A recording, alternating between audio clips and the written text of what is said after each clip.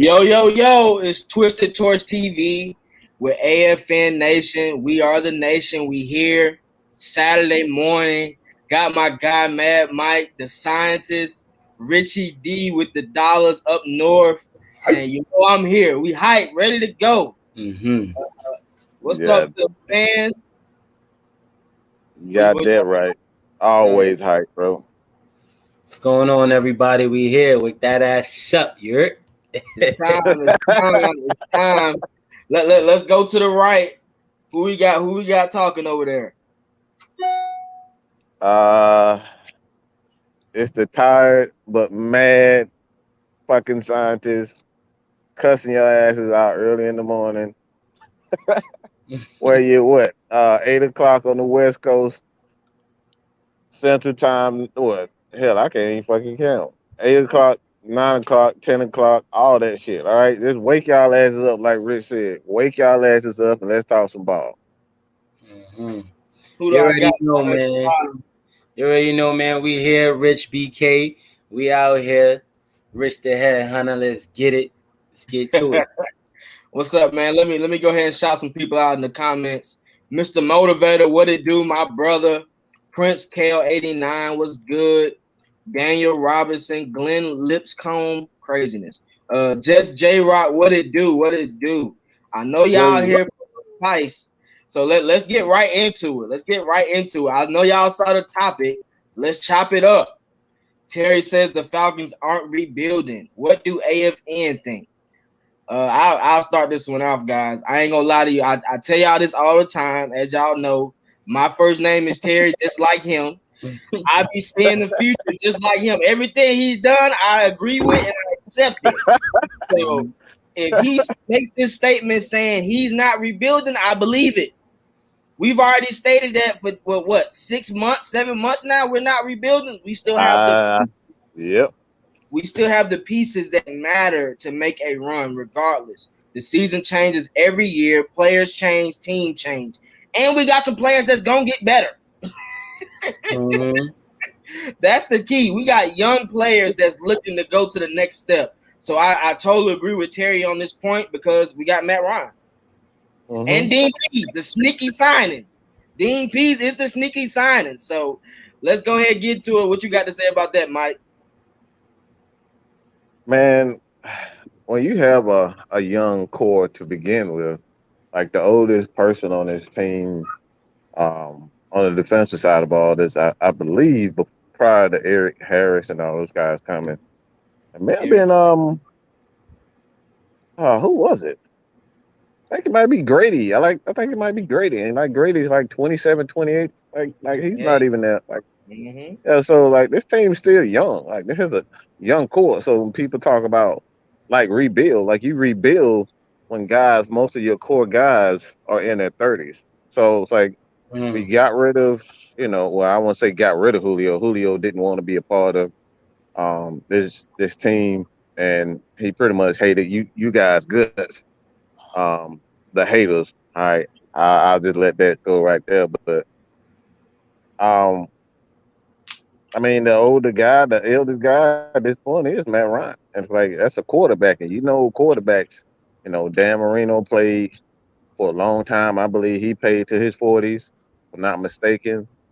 Drew Brees played to his 40s. Now you got, Tom Brady in his 40s.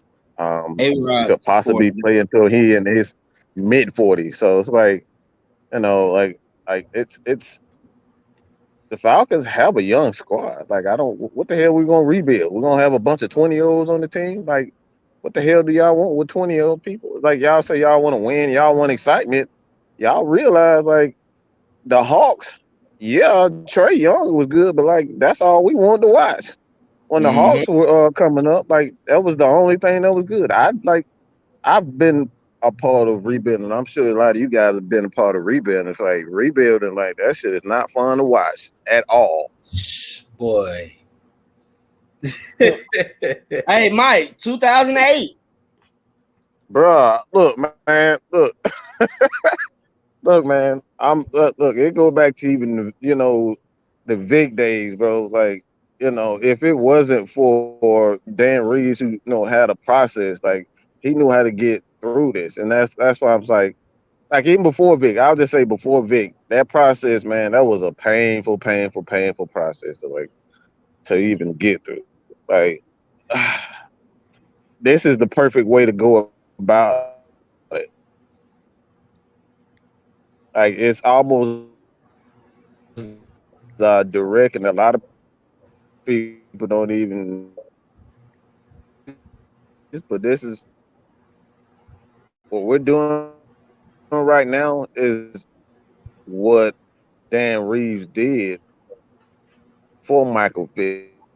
He had a plan before he brought in Michael Vick. Yeah, he did. Facts. And you know, we're seeing it. Build a team with a solid foundation, get a couple of defensive guys, bring in a good coach, and let them do their thing. Yeah, definitely.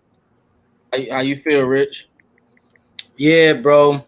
For the most part, like what I've been saying every weekend when I'm on this show, every time I'm on AFN, I say that it's a new season. You know, what we had last year, you can't expect that to be this upcoming season. Each year is a new season.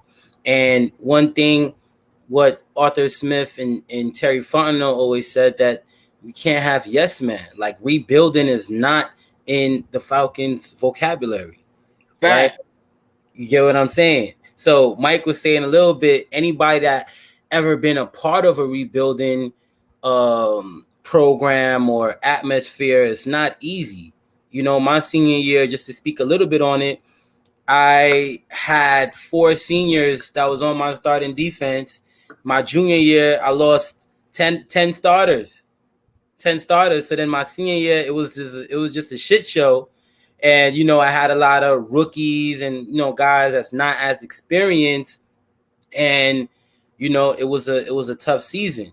But now when you look at young guys that have experience, that's confident, you know, that's prepared, ready to play, it brings a whole different element. And it brings a whole different element to your franchise and your future. So we're working on trying to win now as well as preparing for the future. And just by that one draft pick, Kyle Pitts, and by the way, I'm not comparing him to nobody. Kyle Pitts is his own version, by the way. Kyle Pitts is Kyle Pitts, right? So that pick alone determines us winning now, us winning for the future, and so on, just by that pick alone, as well as the other later picks that we had in the later rounds. But, you know, shout out Devon, man. Yo, what's going? What's good? Yeah, that's all I had to say. Yeah, I like how you worded that well, man. Pitts is his own man, and he's gonna make his own plan and destiny. Yeah, we got to put that out there. Yeah, I like that. All right, let's go to the next topic. Fans, that y'all are people in the chat. Y'all let me know how y'all feeling about what we just said. Which player can make an immediate impact week 1? From y'all opinion. Either side of the ball, doesn't matter. We can go offense first.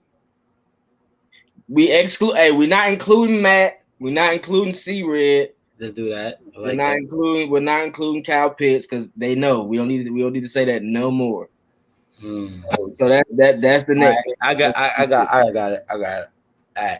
So what I think definitely gonna be immediate impact is Hayden Hurst. Reason being, I'm not trying to speak too much about last year, but we know last year we was all lied to by farmer friends saying that we're gonna use him as a vertical threat. No. This season now, Arthur Smith will be able, he's familiar with tight ends. So I expect Hayden Hurst to be more involved in the offense, where a lot of eyes are going to be so much stuck onto Kyle Pitts. And some people, defensive coordinators, may forget about Hayden Hurst on what he can possibly do sneaking out on the routes or just his vertical presence down the field and in the middle of the field. So I definitely expect to see immediate impact. And I know he's hungry too. You know, I'm not too sure because we declined his 5th-year option, I believe, if I'm not mistaken. So this is a make or break year for him. But I do think it's all strategy sometimes with GMs. They'll just find a way just to create money or just trying to get money for Hayden Hurst, depending on how he plays out. So that's my guy. All right.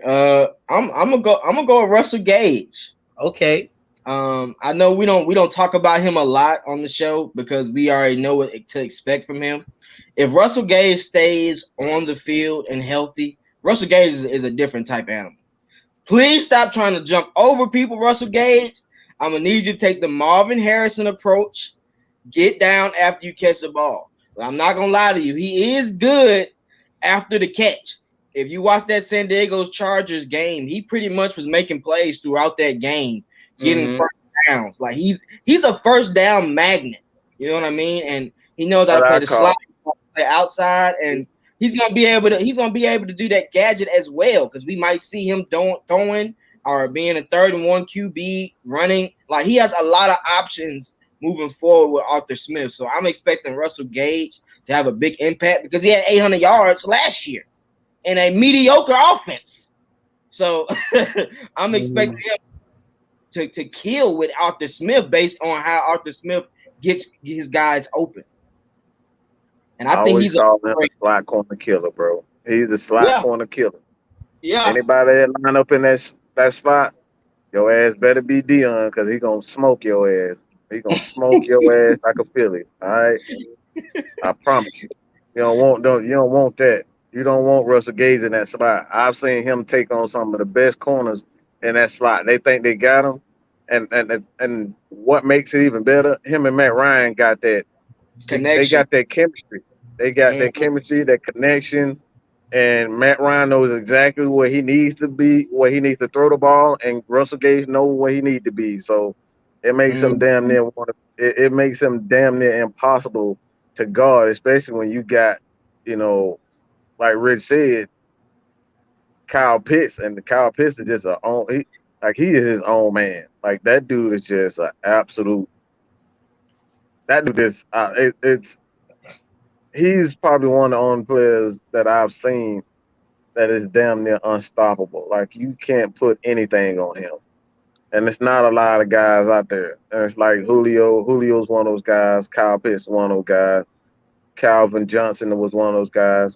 I mean, as great as, Jerry Rice was, you could still put a corner on him to kind of slow him down a bit. It's like I've never seen, you can't put a linebacker on Julio. You can't put a safety on Julio. You can't put one corner on Julio. You can't put, and that's the same thing that goes for Kyle Pitts. You can't just put one guy on him. The dude is just special, bro. Like that dude is just something else. Hey, I wanted to bring up something because I did say Russell Gage. Do y'all remember that play versus the Bucs in Week 17? It was like 3rd and 16, and he broke off the safety and was able to get to the pylon for the touchdown. Yeah. His footwork is amazing, bro. Like you can tell either I don't know if he's doing with the foot doctor. I don't know if he's doing routes with Mohamed Sanu. I don't know what it is, but he kind of got that kind of route set up as going inside and out as Mohamed Sanu did. Those 2 years he played with us. Yeah, he's very athletic. I like Gage a lot, and Gage shown that he has good hands.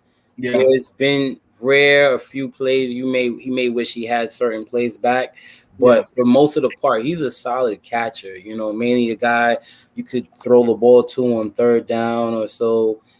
Well, pretty much you can't sleep on him. Like his play that he had when we played against the Seahawks, he had one good catch. Try to get some yak with a hurdle. Then Adams is trying to hit him, and he's somewhat gaining 5 yards while Adams is hitting him. Like, that's not easy to do after catch. Like, just able to hurdle over somebody like that. But I just want him to be careful on that this season. Definitely. Like to time that right, because we don't need no injuries or nothing like that. So, hey, Mike, I don't know if you gave yours yet. A player that can be an immediate impact. Did you give yours yet for offense? I have not. Immediate impact. I'm gonna go a little unorthodox right here. I think Lee Smith is gonna be that guy.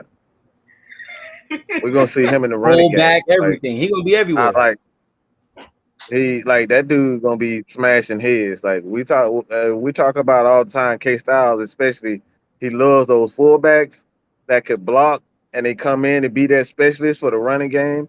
That's what Lee Smith is gonna be for this team. That dude is physical, and every once in a while he'll catch a pass that you don't expect from him. But for the most part, he's that physical guy that we needed with Levine Tololo. It's like not that Levine Tololo was like this great tight end, but we missed what he could provide in the running game as well as the pass protection game. It's like that in itself is like going to make Lee Smith, and like I said, nobody even paying any attention to Lee Smith, but like Lee Smith is that guy.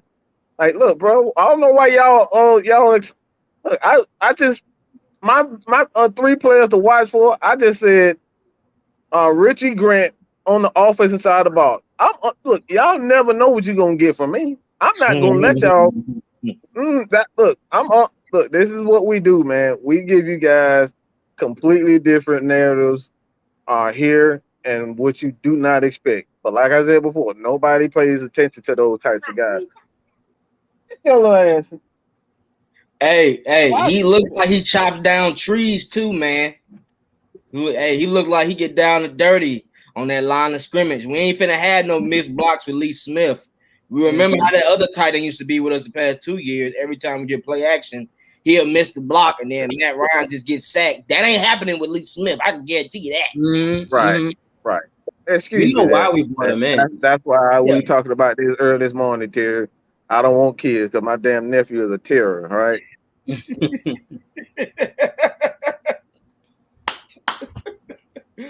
Hey, he came prepared though. Lee Smith. Let me just touch on him a little bit. Like Lee Smith is coming in with experience, and he'll be able to. He's going to be the guy that take Kyle Pitts to the next level on far as with the run blocking and pass protection and all that. He'll be able to give his own insight to help Kyle Pitts, but he's also coming in just to help the running game. Like he's coming here to block. He's a big guy and he's physical and he's going to push some guys. We know Arthur Smith, he want tough, smart, and got tough, smart, big guys on the line. That's simple. That's athletic. So, that's what I want to say. Hey, we can't forget Hayden Hurst too. Hayden Hurst need to do a better job at blocking. Lee Smith, yes, as well. He's going to help. Yeah, he's going to help them overall. Absolutely.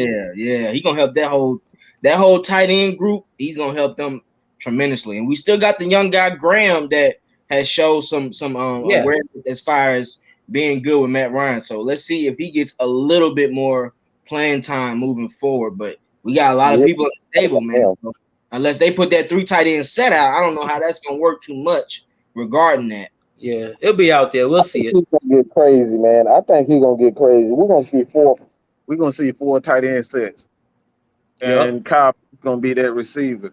Like technically, okay. I see what you're saying. Yeah, I like that. Yeah. But we're gonna see how it look though. Y'all gonna be good at practice. Y'all gonna see that. Oh man.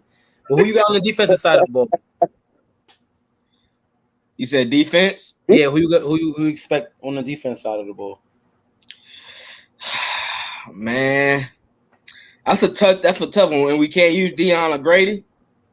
We don't want to use them because we already know they impact, right? Right. Yeah. All right. So I'm gonna go with Malik Walker then. I think we have the best linebacking core in the NFC, AFC. I don't care where you want to chop it up at. It's rare that you have multiple linebackers that can guard tight ends, bro. And that's key. As you said, we're moving forward to trying to do 2 tight end sets. So a lot of teams, they get good plays off 2 tight end sets. If you watch NFL a lot from other teams, they do a lot of two tight end sets. You're going to be able to put Malik Walker out there to guard easily And he can blitz. He's fast. He's shown it. And the only thing about him is I just need him to get his awareness a little bit better when it comes to picking the ball off and not batting it off. Like versus the Saints that first time we played them, they were in the red zone, and he had a chance to pick the ball off, but he only put one hand out there and tipped it. So at the end of the day, they end up getting 3 points, but we could have kept them off the board altogether. So if he gets that part of the game, say it one more time. DMPs ain't having you touching the ball. He won't turnovers. He won't sack and turnovers. Exactly. So, exactly. So Malik is gonna be in the trenches. He's gonna be training. I want him to get his pass rushing a little bit better and his awareness, and he's gonna be dynamic for us, bro. Just in case we might have to let Fourier go, I feel a little bit comfortable after this year 2 with Malik Walker. I don't want to let Fourier go, of course. I don't want to do that. But if we have to, I hope Walker is learning and getting that training up for year 3 moving forward. Yeah, I see the Falcons actually having the franchise Fourier, and then if they can't come with a deal, they're gonna have to trade him. Like I don't think they'll allow him to walk. He's too valuable to to rely on a third. I think that's probably the highest you can get for a guy like him. You're not as far as like a compensation pick as a third. So like I don't see that happening. They're gonna franchise him to see if they can work out a deal, or if they can't, they're gonna trade him to another team for a couple of picks or maybe a player or two. He's too much of an impact for us, man. A guy that can get 5 sacks, 5 interceptions, and over 100 tackles. You can't. Let him walk out the door. He just posted the other day on his Instagram. He just finished his first off season. From what I've seen, he's been working out with Rashawn Gary. So those are 2 dogs. So I expect him to be prepared, and I know he's excited, ready to come in to work, compete for a spot, make impact on special teams all over the field where he can. So who you like, Rich? Oh, who I got, man? For a second, I thought you was gonna say my guy, but it's definitely in the same group. We know about that guy. No. Fourier Alucon is not being spoken about enough. Ooh. Fourier Alucon is not being spoken about enough. You hear me? I'm sorry, man. Talk to me now. Let's talk about his stats. I got his stats right here. So he got 78 tackles this season, 3 sacks, 4 forced fumbles, and 2 interceptions. Let me emphasize those last 2 stats. 4 forced fumbles and 2 interceptions, which makes it 6 turnovers in total. Interceptions, he got one from what's his name? Kirk Cousins in Patrick Mahomes.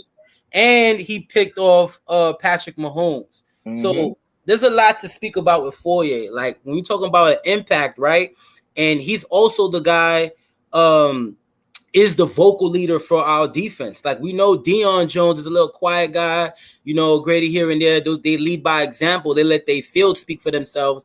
But we all know that you need that guy to speak up and to give that energy. And I have seen Fourier start it up and make those impacts to bring that momentum, right? Because when you make those impacts, those forced fumbles or those interceptions, that builds momentum to the team, and he brings that energy. So I'm excited to see what Fourier does this season, and he's gonna have a big jump, big leap this season. Definitely. Oh man, we can't wait to see it. Hey, I ain't gonna lie. Only time he didn't do a momentum swing was versus the Chiefs. He got the INT. He fumbled it. It should have been a touchdown. You run a 4-4. Hit the horse. Tyreek Hill. Oh, I'm sorry. They didn't block Tyreek Hill. Tyreek Hill caught him from the 1-yard line because they didn't block him. They literally let him run all the way to catch him. I know he's a cheater. Somebody get a hand on this guy. And then we end up getting the ball at the 50-yard line. Dirk, former friend, up that whole drive, 3 straight horrible plays, and that blew our momentum right there. That was what we could have scored and changed the game of that outcome. Definitely. Y'all seen what Emmanuel said? Foye high-key should have been a Pro Bowl player last season. He got snubbed. Yeah, and they hated on him. They hated on him because he's a Falcon. That's what happened. Now he just gotta do it again this season. Like if he pull those same numbers again this season and maybe a little bit more, he'll definitely. I think he'll make the Pro Bowl this upcoming season if he pull that off again. Yeah, because they know about him now. That's the thing I don't like. Yeah. How is Jefferson from the Vikings making it over Calvin Ridley? Like the Pro Bowl is fake. I be sick of the Pro Bowl. It's years. Yeah, that Ryan don't make it. Like, what is this? Yeah, Calvin Ridley was one of the most consistent receivers last year. Like I never understood that one. Hey man, it's a conspiracy against the Falcons, bro. I'm telling you, it's a conspiracy against Atlanta teams. They hate on us, man. They don't let like me say this. Excuse me. Let me say this. Let me say. I gotta say this. Like, I don't know why people repeatedly hate on my boy Oliver.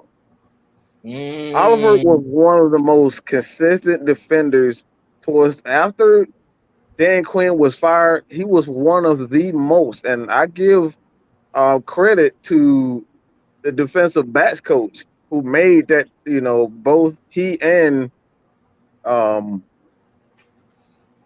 Raheem Morris, they made the decision to put him in the slot.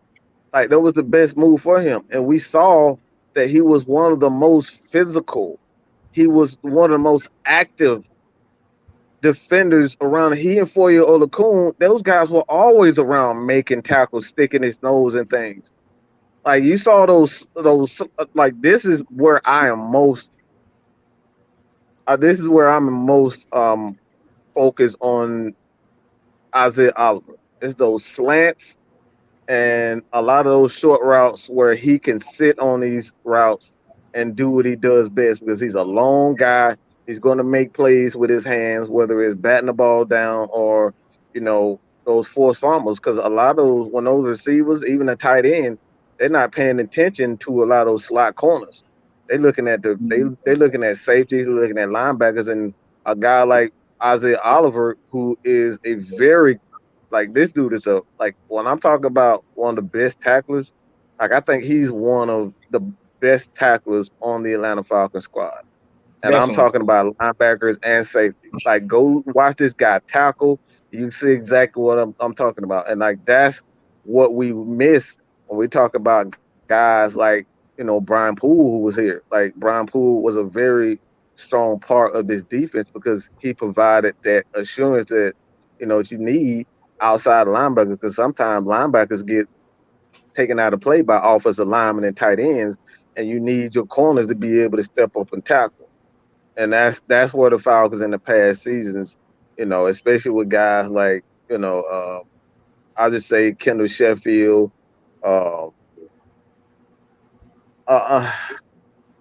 want to say Bleedy, but like Bleedy was like he was still a good corner, but like they've taken advantage of the Falcons. Now, I'll say the safety, especially Ricardo Allen. Like God bless Ricardo Allen, but like he wasn't a very good tackler. Like he just wasn't. He'll get a big hit and he'll do that shimmy every once in a while, but like he wasn't a very good tackler at all. Mm-hmm. But he improved a lot, you know, and I think it's really based off 2015. Yeah, like he improved a lot. It's like better than the day is where he was at. So like that's how you know Dan Quinn was really like false advertisement on everything that way he said. He thought he like Dan, what's his name? Dan Quinn really thought he used his players in the right way that he thought, and he didn't. He put them in the wrong position, and he put them in bad positions to be successful. And then now we seen when they moved him into the nickel corner, we seen more of his production. He was able to do it. And then now he's being moved more to safety. It's more easier for him to see the ball. And when you watch Isaiah Oliver's college film, when he was at UCF, he was able to make those plays on the back end, like the balls and stuff, being in the middle of the field and all those stuff. So he has that chance to do that this upcoming season. So we'll see how that plays out. What's going on, Maggie? What's goody, Maggie? Hey, we got some moves coming up, man. If y'all want to party with AFN Nation, go ahead. I think we're gonna drop the link. Miss Maggie, drop that link for the fans if they want to see AFN. I might be there tonight. We might pull up, see Miss Maggie at the new AFN bar. Shout out to Miss Maggie making deals. Shout out to Mad Mike making deals in the back end. Just because you don't see them, don't mean they're not making plays. Now, don't worry about that. Hell, I might show up like Ed Reed and goddamn come out of nowhere and pick the ball off. Hey, we always on the move. That's how it's supposed to be. That's what we need. Hey, Dean Pease, let's try to get Ray Lewis. Let's try to get Ed Reed. Hey, Ray Lewis already in it. Man, that's Grady Jerry's uncle, man. That's he's already in it. People don't realize that. Ed Reed too. Like, bring Sizzle, bring Tony Saragusa, whoever you need to bring some players in there to get this D line right. We supposed to have been had Chuck in there in the fold. I don't know what's taking so long to get him in the fold, but we need to make some plays on that too. Falcons, Terry, GM, I know you to go. I need you to get Chuck Smith in there for this practices and these training camps, bro. I need you to do that. Man, I love Chuck, man. That's my dude, man. I love the hell out of Chuck, man. Y'all have to fight me. Y'all mess around with Chuck, but like we gonna throw hands over Chuck. I love Chuck, man. Oh, okay, Andrew. I wish I was in Georgia still just to come meet y'all. Hey, try to come November 7th, man. Plan for November 7th. We having a meet and greet. Hopefully we can get the New York boys down here to party with us and live it up. Mm-hmm. I know you're tired of seeing the NY women. Come down and get this ATL loving. You know what I'm saying? Good cook fried food. Come down to the ATL, man. You see what Miss Maggie's saying? Let's get back into this topic, though. Mm-hmm. With Mingo being cut, should the Falcons sign a replacement? Y'all want me to go? Good thing, bro. Yeah. We should have already got a replacement. What you mean? What you mean? He the back end anyway. We needed him just for run support. And hopefully he was able to get us some pass rush. Bring in Justin Houston. I've heard through the grapevine Justin Houston is looking to come back to the A. He played for UGA. He from the A. Come back home, get you some cooked fried food, and get back with ATL, baby. We need them 8 sacks. Help Grady, help Marlon, help Dion, help Foyer. Help them get to where they want to be, and that's back to the Super Bowl for a chance to reclaim that Super Bowl. Mm-hmm. You got women go? Go ahead, you good? Yeah, go do your thing. Okay. For what I think about it, we should. I think we have since we cut him, it's about maybe $7 million in the cap, if I'm not mistaken. Mm-hmm. So yeah, it's about $7 million. Okay, cool. So we should definitely bring in somebody before camp just to give them an opportunity, because what is that doing for the organization where there can be a guy out there primarily on offense or on defense just to give them a shot at possibly making the team? You know, I seen an article saying, you know, like if we don't sign nobody before camp, it just makes decision making a little bit easier. We just have one less guy already. But for the most part, with Houston, I wouldn't mind that either. But I'm not gonna blow the bag for 1 year. I don't know how much he may want. I don't know how much he want for that 1 year. Oh, $2 million? No, that's all I got for him. Oh, that's all you got for him. Okay. 2.5 is the highest. I can't go higher. And we can do some incentives. Mm-hmm. Let's be real here. Let's be real here, AFN. And we all know with football, injuries is a part of the game. So when it comes down to the middle of the season, when somebody get hurt, God forbid, we don't know who, but we gotta be prepared and have that money to sign somebody when we really need to. That's just my main concern for me. I like that. And that's all I have to really say on that aspect of it. So you saying just let the young talent try to see what they can do, and if not, if we have an injury, then we sign somebody.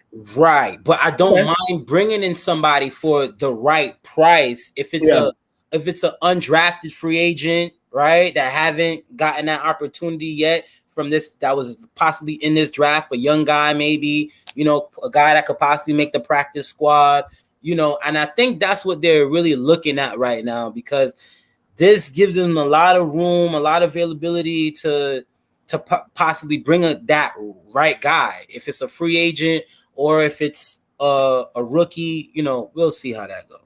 Yeah, I like that. Yeah, that's facts. I like that. How you feel about that, Mike? I wouldn't mind bringing in the Justin Houston, but I kind of echo, the exact sentiment that Rich was pretty much. But I want to add on just a little bit to it. I think the issue is like, for me personally, when you look at the Falcons team, like, they really believe in the talent that they have on the roster. So, like, with that being said, like, we don't know where the holes is going to be on the defensive line. Like, we could, like, we've already, like, let's just say, for instance, all right, and a lot of people just, like, already written him off. Like Dante Fowler is, like, he's a bust. He's never going to be anything. He's shown that he can have that, that average pass rush season. They give you 67 sacks. You know, like he can give you 6 to 7 sacks when he's healthy. His issue last year that he just wasn't healthy, and everybody's like not giving him that common courtesy. Just like, okay, he hurt. Like, they were to say up here that punk ass Tom Brady, oh, he played when it turned MCL and all that bullshit. But y'all don't get that same shit. That you won't get that same respect to actual defenders who's putting their body on the line, and all this motherfucker doing is standing in the damn circle. Then when somebody come at him, he falls on the ground talking about, I need my MCL. Like, bro, you don't need no fucking MCL. All you do is stand there half the damn time. Yeah, and this dude like Dante Fowler, like, running into these 300-pound linemen, and like, y'all don't want to take into account that he actually is hurt. These defenders are hurt. So we don't know where the soft spot in his defense is going to be. And the only way that you can tell is being patient. Bringing in a guy like Justin and, Melvin Ingram, and people keep throwing out there also. It's like, that right there is like, I would rather wait to see how these guys, what the weakness is on, and doing training camp. Training camp is where you really see where the weaknesses are in training camp. So it's like, I see that they get through training camp, because like Rich said, players get hurt. That's just the nature of the beast when you're playing football. So, like, I want to see what happens in training camp, and like, if someone was to get hurt, all right, you can hit up Ingram, you can hit up Justin Houston, but I want to see what these guys got first before I bring in anyone. Yeah, okay, I can dig that, definitely. Emmanuel, I like this comment. Justin Houston could be a player on how we use John Abraham in his later years, especially a third down pass rusher. I mean, yeah, but like they said, they're looking for Dante Fowler to take that next step.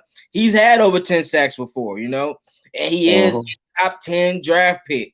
I think if you put him in the right position and give him more, comfortability, I'm sure he'll make plays. Just being honest, because he was able to set that run. He was able to set that edge. He was knocking jokers down nasty. That Detroit Lions game, if you watch how he was playing before that terrible last the last drive debacle they did with that 20-30 seconds. That was horrible. But other than that, he was on the bench for that game. So yeah, we gotta give Dante Fowler a chance. This is his second year, different system. I think this might work more to his advantage as a 3-4 linebacker. I think this works more to his advantage. So he'll be good, definitely. And if we do have an injury, if we do have something that's that bad, then let's go after somebody. I'm cool with that. But hey, Training camp is approaching. Training camp is approaching. Oh yeah. Also, with training camp approaching, Terry's birthday is approaching. So if you want to be around Terry on August 1st or July 29th when they have an open practice at Flowery Branch, I will be there with the camera. I will be there to get some fans information, see how y'all feeling, and put it on the channel. I will be able to get some content for AFN. Hopefully we can get some player talk. So if y'all want to enjoy Terry's birthday with Terry, Mr. Terry, Mr. Twisted, come holler at your boy at Flowery Branch, man. I'll be there live and in full effect.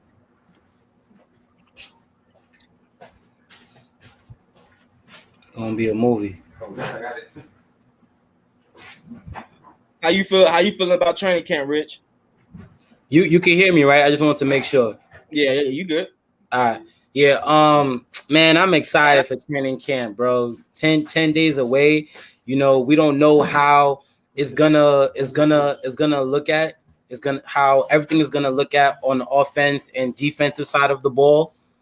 But we'll see how that plays out. Like for the formation wise, how Arthur Smith is gonna use that, how Dean Pease is gonna use the offense and the players. Just the schemes, just to see how that's gonna look. So I'm really excited for that. Yeah, bro. Training camp is gonna be a movie, bro. Like I'm anxious to see, Calvin Ridley coaching up the new receivers, Dion coaching up the linebackers, seeing Dion be a full-time captain, him and Grady. I wanna watch the offensive line go against the defensive line, though. We haven't been able to see pads moving and seeing people move forward or backward. I need to see some nastiness moving forward for this training camp for these two offensive and defensive lines. This is how you win games and run clock out, bro. With the offensive line and the defensive line, you attack the QB. So those are the two key sessions I want to see as far as drills, offense and defensive line. I got to see how they doing. Can they handle Grady Jarrett? Can Dante Fowler get off those blocks on Jake Matthews? How does Marlon Davidson? Does he look good in the 1 technique, 2 technique, 3 technique? I want to see where they got Kaminsky lined up at. I want to see everything for training camp. That's why I'm so hyped out because Arthur Smith ain't giving us nothing. I don't know if he's Joker. I don't know if he's the Ace Coon Boom. I don't know what he got, but he ain't telling us nothing. Dean Pease don't even speak. I think he's a mute. I've never heard him talk before. So I want to see what they put out there as far as these formations and these defensive packages. Yeah, I agree. One thing you kind of hit on it, but one thing and one of the reasons why Dean Pease really loves Arthur Smith is like he devised his plan on whatever the defense's weaknesses are. So it's like he will run plays during training camp to make sure the defense gets comfortable, or they have to work on one certain aspect they may be weak on. So so when you talk about how they're gonna attack the weaknesses, like that's what has me more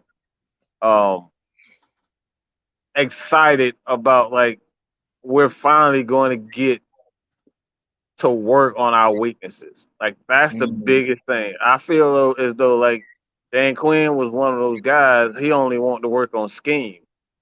Yeah. He only wanted to work on scheme. And like that's all okay, but you're not really working on the players weaknesses. Like if you can't, like for me personally, just this, as far as like, doing this, on my journey to be one of the best journalists, analysts, all of that. Like I work on my weaknesses. Like I know I need to be a better host. I know I need to be a better communicator.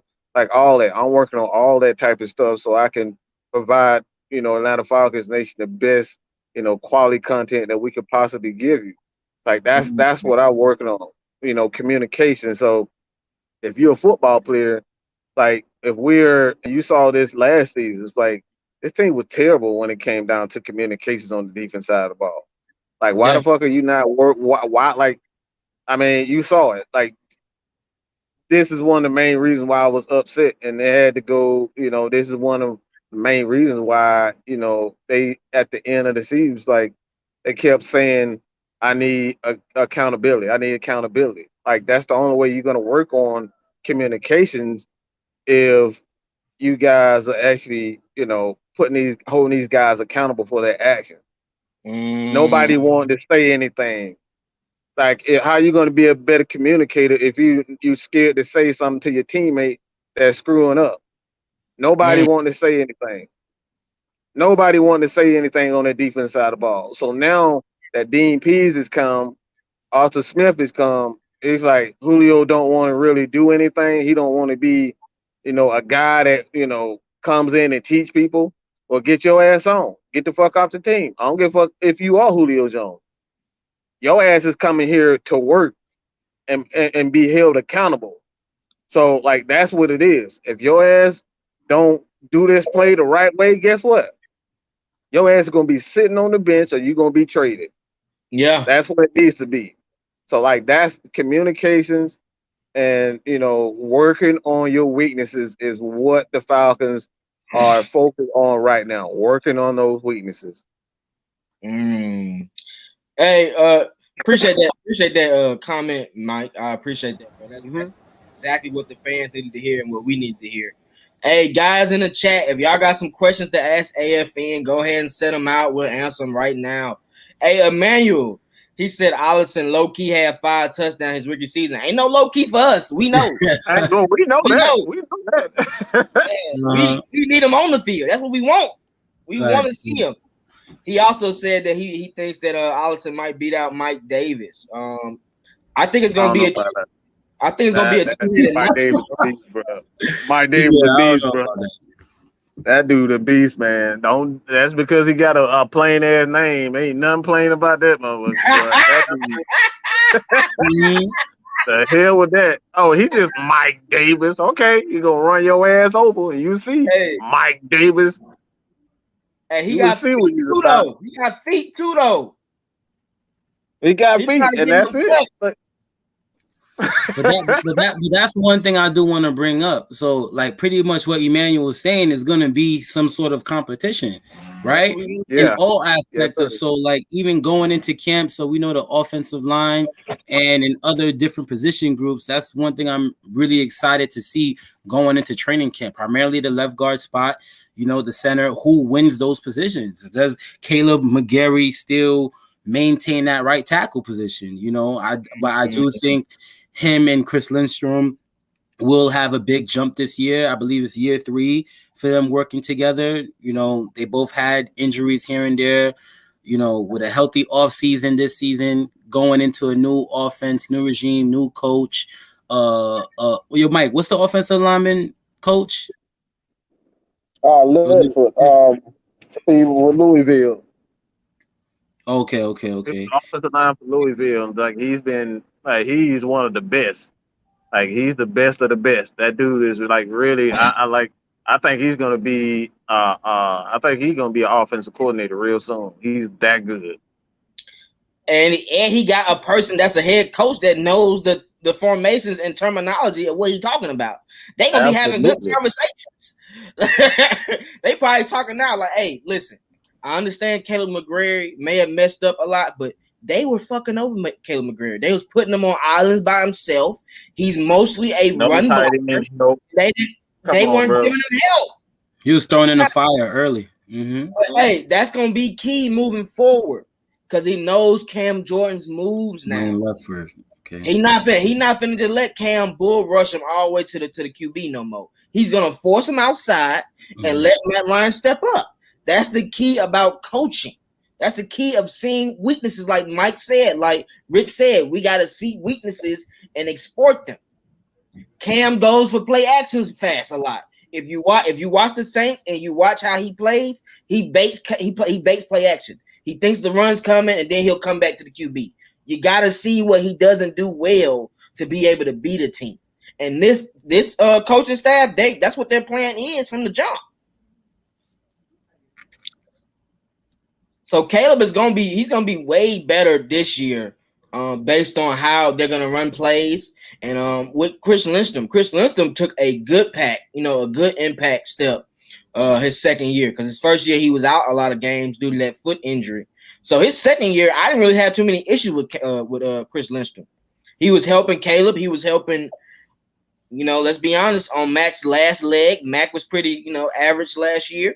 He had his moments where he was getting bull rushed. Dominican Sue was eating him for lunch, week 17. So we got it. The way this offensive line is set up, when you have people playing for positions, that center positions up for fold, right tackle and left guard.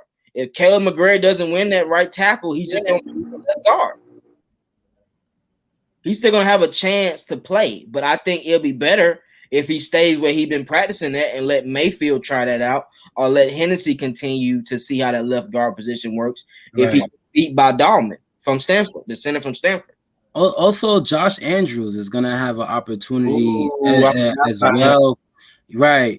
I think he's mainly like a depth aspect piece of it, just in case somebody get hurt, but he's going to be involved in that competition, and he will have that opportunity to compete for that left guard spot. And he's been a guy that has experience, been on different teams, and he has an opportunity to be a starter. So he hasn't gotten that luxury in other programs that he's been. He had starts, he has experience. So we'll see how he fit in the scheme and how he plays out. Because at the end of the day, Arthur Smith said the best 11 will be out on the field, and I trust that and I believe that, and I can't wait to see guys work for that. Hey, Emmanuel, I like all your comments, brother, but did you not watch the Saints game that first time we played them? They had 8 sacks. What you mean? That's on the whole offensive line. I'm not saying Caleb is the main person, but that's on the whole offensive line. That's 8 sacks, bro. Like, that's a lot of sacks in one game, dog. Like, we can't forget that. Cam had some sacks that game, and he had a sack the second game as well. So all I'm saying is there's learning curves, and he's going through his learning curve. Usually with linemen, year 3, they start to take off to the next level, like Jake did. Jake had some learning curves his first couple years. That third year, he took off, and that's what made him a Pro Bowler. Like linemen's right tackles and left tackles, it's harder to do those type of positions on the line, bro, because they can send anything, like what Dean is doing. They can send slot, and you gotta call out the cut. You gotta call out what they doing, especially if you have a back picking up or the tight end picking up. So Caleb was on the island, is what I'm saying, bro. He had to do a lot of guessing. He won't be guessing this year as far as an offensive lineman with this staff. And we know that Dirk Cutter does not like to leave tight ends to block. Like that's something that he just does not like to do. He only do it because he's forced, because he's looking like trash. Like Matt Ryan getting his ass whooped, and then you want to bring in the tight ends to protect him. Like, for one, you should never leave a right tackle to block for himself consistently like that anyway. Like, he's the right tackle for a reason. He's physical, but he oftentimes, you very rarely get a right tackle that's a consistent Pro Bowl or a consistent pass rusher. They're on the right side because they don't have that necessary athleticism that the left tackle has. So in that aspect, like, why are you even leaving him constantly by himself? And that's the issue. When I go back and I look at Arthur Smith, a lot of his schemes are designed, his pass protection are designed to slow up the pass rush before it even gets started. That's why he flexes his tight ends out. You see, if you go back, look at I'm about to say Njoku, Jonnu Smith. Jonnu Smith was oftentimes, he was when the defenders their end is lined out, like you know how Deion Jones, like that, not Deion Jones, but Vic Bees used to line out wide. You know how the Philadelphia Eagles, when they had that wide 9, like what he likes to do, he likes to sit the tight end on the outside of that guy or the inside of it to just like make him think twice, because like oftentimes, like what he would do too, Like he was surprised at the end. Like he will like let him go free, and then when he thinks he's free, he'll smash his ass. You know what I'm saying? Like that's what Arthur Smith does with protection. He doesn't just leave his tackles by themselves to just like, okay, Jake is good, he can handle his own. Like, no, he's going to give him extra help just by designing, his formation, just by the design of his formations and whatnot. And that's what guys like Kyle Shanahan does well. Design with formations. They don't give you the same look over and over and over again. You think it's the same look, and then he'll do what I just said. He'll smash you instead of letting you pass this time. Hey, hold on. We got a good question, a good spicy question right here. Who is going to be the third receiver on the team? Nobody. It really that is. It's nobody. Because they're going to move people around. It's going to be nobody. Everybody going to have a chance. It's going to be Calvin Ridley and it's going to be Russell Gage. And everybody else is just going to be a free fall. Yeah. Because Hayden Hurst can be that guy. He can be that guy too. And like you said earlier, with them putting Russell Gage in the slot, he's a slot machine killer. So how you gonna factor? You gotta factor that in. So it's like, can they play outside when we have 3 receiver sets? Because they might put Kyle Pitts out there. But if we're just talking about strictly receiver, I like to see Zacchaeus. I like to see Darby. I like to see Patterson a little bit. I want to see it be a combined receiving core. I don't want to see it be like 1 or 2 players, because you don't want defenses to go ahead and double up players. You want them to guess which person to double up. Like, damn, I gotta double him up this time. You want them to be confused. Like, whoa, who am I doubling? I'm tired of this. I'm tired of this. That's how you want it to be. So if we got 5, 6 guys in the stable, shit, play all 5, 6 guys. They get their time in a certain formation. That's why you got different formation sets for different receivers. Talk to them. And different plays as well. Like exactly, guys, you could run the same play we could run the same play but with different guys. So like you may not know who's gonna be getting the ball, and that's why it's gonna be very effective. And like I think Tajay Sharp is, also will be involved in that, being that he's familiar with this offense, and he made good plays on far as on the goal line, back in the end zone. He has good hands, so we'll see. He has a good body size as well. So we'll see how Tajay Sharp plays out in this offense. I definitely like Tajay Sharp, man. He's 6'4". He's a rapper, so he's gonna promote himself every time he scores. You know what I mean? He's gonna look to score. But I look at I was just saying, man, he's a rapper. We might have to hit him up to come to AFN one time, bro, at the bar. I gotta see what's up with Buddy. I heard he got skills in the 1s and 2s.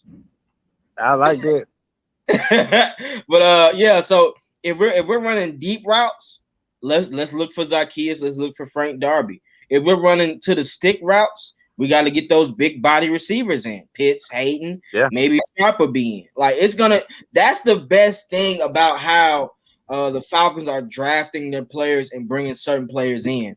You're not expecting them to, but they end up making plays because they have. No, I don't want to curse. They have Matt Ryan.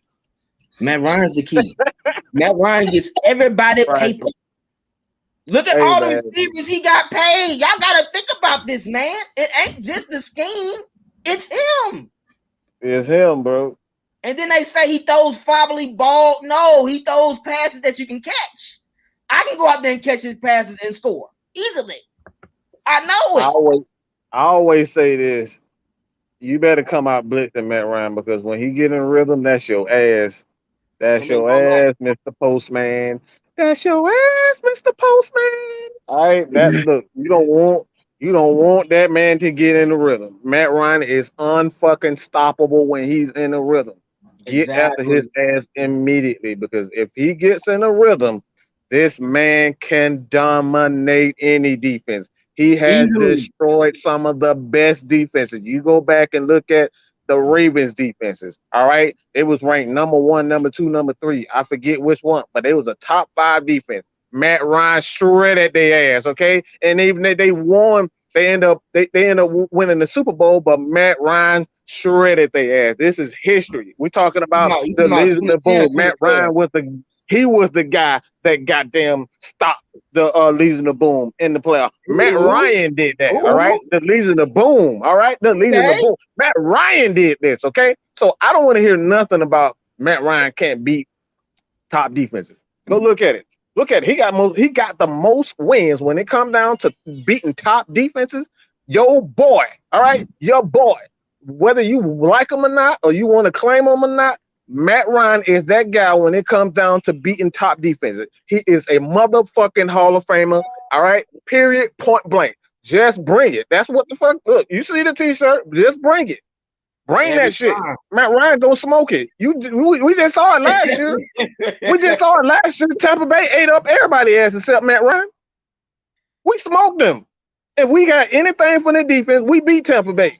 But they couldn't fuck with Matt Ryan. Even in a garbage ass offense, we still smoked Tampa Bay. They couldn't do anything with Matt Ryan. He was getting hit. He's still putting up 300 on them, 330, 3 touchdowns. Like, come on, man. Stop. Man, come on, stop. Don't disrespect my quarterback, bro. Hey, I just be wondering, do people even think about how many receivers he got paid though, bro? Marvin Hall. No, they don't. Thomas Sanu. Zacchaeus is gonna get paid. Taylor Gabriel, Julio's gotten paid 3 times. Roddy White got paid an additional time. Like it, hey, bro. Yeah. I ain't even gonna bring up Austin Hooper. Only the real fans knew Austin Hooper if you watch college. Yeah. Yo, I think Austin Hooper, and look what Austin Hooper is now with Mayfield. Well, yeah. That's what I was just about to say, Twisted. That for the most part, I think Mike and Drew be talking about it a lot. Not even because I'm saying like once you see these guys who we're talking about right now leave the Falcons, what they do? Yeah. What they doing? What they doing? Right. Retired. Muhammad Sanu. He was like, "Thank you, Falcon organizations, for trading me to a playoff team." He got to the playoffs and couldn't get open. He got to the playoffs and couldn't get open. And that's with Tom Brady now. Let's not forget that. That's the GOAT. He couldn't get open. But with Matt Ryan, he was killing before he got traded. People forget that, man. I just want to let the fans know one more time before training camp starts. Hey, Mike, I don't know if you mentioned this, but I think you need to mention this on here. Did you get a famous celebrity wife to acknowledge your comment? Oh man. Look, I forgot all about this. Hey man, look, I'm in heaven, dog. I'm in heaven. I'm in heaven. Look, everybody know I'm the Matt Ryan lover. All right, man. Look. Sarah Ryan, the wife of Matt Ryan, responded to my tweet. Y'all look, can't nobody tell me nothing. All right, look. Look, bro, you can't tell me nothing. I made it, bro. I made it. Sarah Ryan, are you fucking kidding me? Responding to like the great one? Matt Ryan? Come on, bro. I'm good, man. I'm good. You talk about that's one of the things. I gotta get on the show though. Mike, you got to take a picture like this.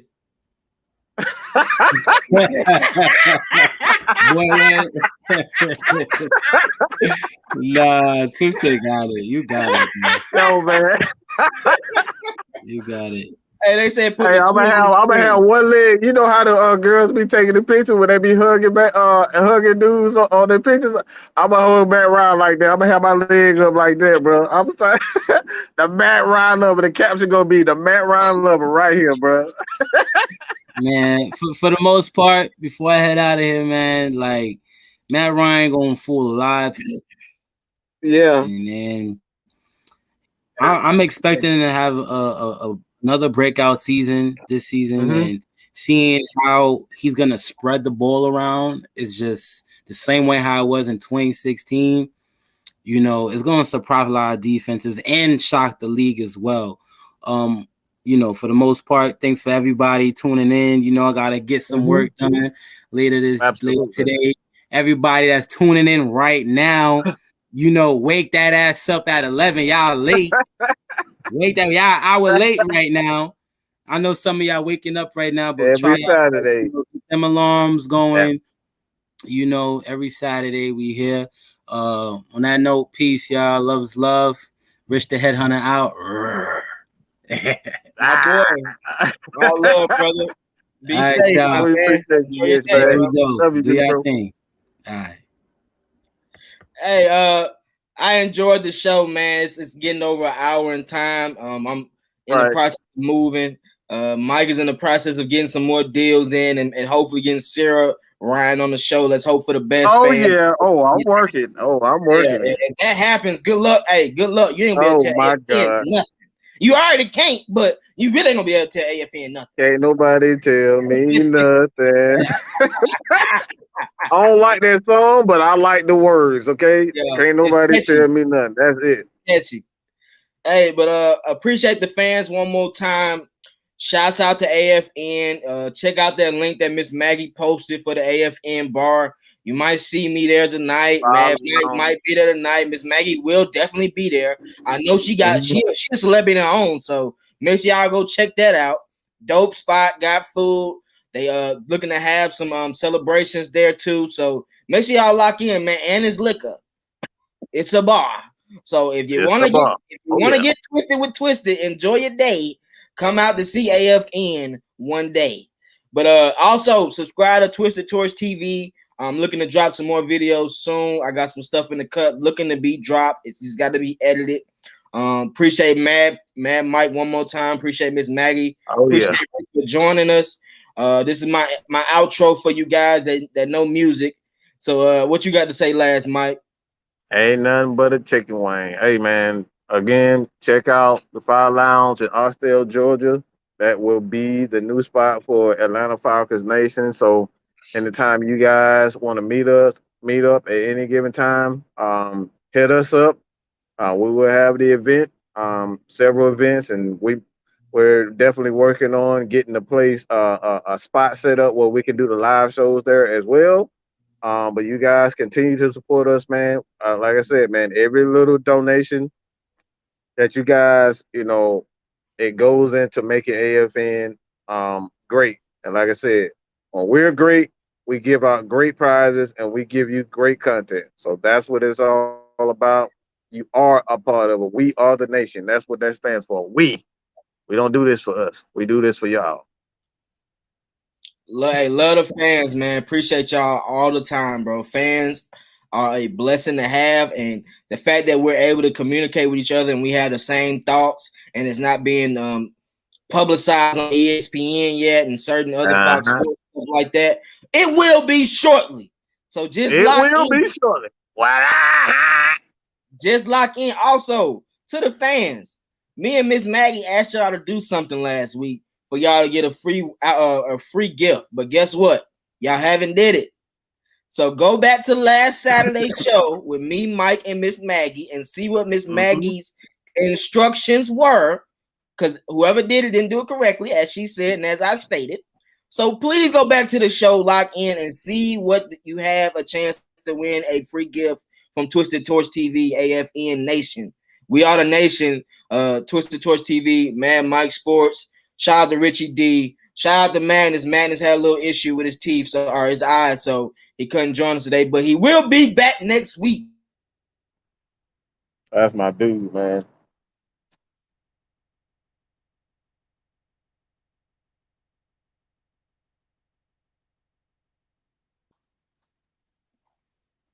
Appreciate you guys, man. One more time. Shouts out to Twist Torch TV, AFN Nation. We out. Hey, peace.